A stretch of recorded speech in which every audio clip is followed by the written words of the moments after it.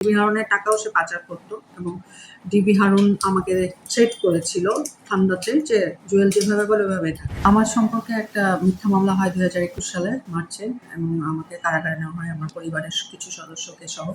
এটা সবাই জানেন। পুরোটাই একটা মিথ্যা মামলা ছিল, ভিত্তিহীন মিথ্যা মামলা। এই কারণেই বলছি, সেটা হচ্ছে যে বাদী নিজেই আমাকে জামিন করিয়েছে সবাইকে এবং এই শর্তে জামিন করিয়েছে যে আমাকে তার সাথে আবার ডিভোর্স উইথড্র করে থাকতে হবে।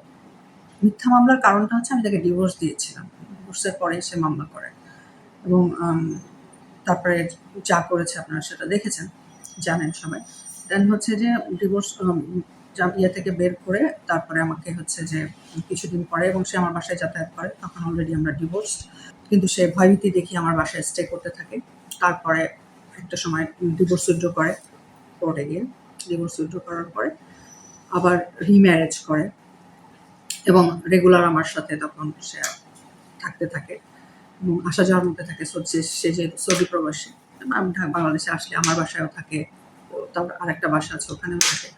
দেন হচ্ছে যে আমি আসলে এবং আমাকে হুমকি ধামকি দিতে থাকে যে আমি যদি তাকে ছেড়ে দিই তাহলে আমাকে এবং আমার ছেলেকে আমার ভাইকে আবারও মামলা দিবে এবং গুম করবে, এই ধরনের হুমকি সবসময় দিতে থাকে। যেহেতু সে লাস্ট যে গভর্নমেন্ট ছিল সেই গভর্নমেন্টের মন্ত্রীদের টাকা পাচারকারী ছিল, তাদের সাথে খুব ভালো সম্পর্ক ছিল, পুলিশের ঊর্ধ্বতন কর্মকর্তাদের সাথে ভালো সম্পর্ক ছিল কারণ তাদের টাকা পাচার করতো। সেক্ষেত্রে আমরা আসলে খুবই ক্ষমতাহীন, যেটাকে বলে ক্ষমতাহীন হয়ে গেছিলাম, মানে মানুষ ছিলাম তখন।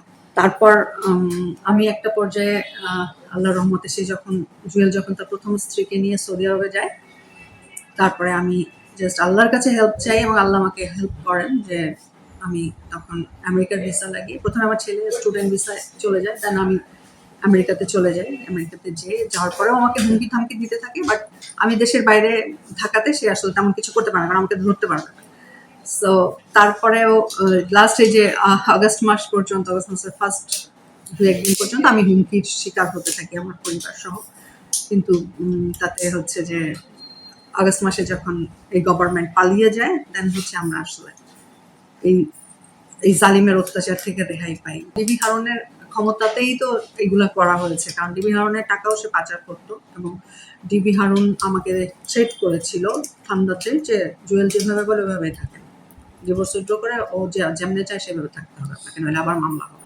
ডিবি হারুনের সাথে তোমার সম্পর্কটা কিভাবে বিল্ড আপ হয়? বা ডিবি হারুনের সাথে সম্পর্ক বিল্ড আপ হয় স্বরাষ্ট্রমন্ত্রীর মাধ্যমে।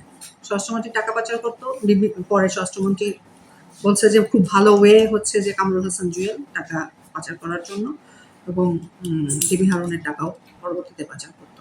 এখন আপনার দাবিটা কি? আমার দাবি হচ্ছে যে বাংলাদেশের আইন অনুযায়ী, আইনের ধারা অনুযায়ী আমার সঙ্গে যে অন্যায় করা হয়েছে সেই অন্যায়ের বিচারে যা আসে সেই বিচার আমি চাই। Double million offer Walton fridge কিনে পেতে পারেন 20 লক্ষ টাকা, রয়েছে কোটি কোটি টাকার নিশ্চিত উপহার।